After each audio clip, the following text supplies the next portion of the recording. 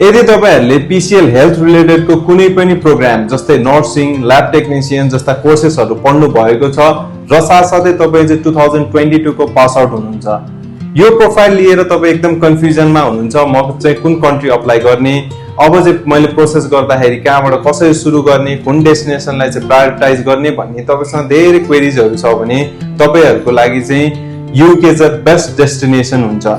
UK मा तपाईले ब्याचलरमा without आइएलटीएस PT पनि तपाईले प्रोसेस गर्न सक्नुभयो, साथसाथै तपाईको डकुमेन्टेसन पनि इजी छ र ट्युसन फी पनि अफोर्डेबल छ।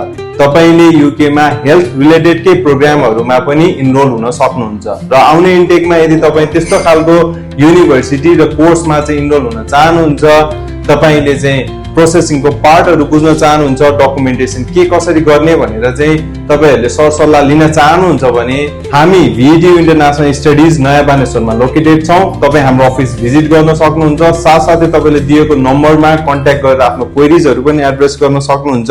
Thank you.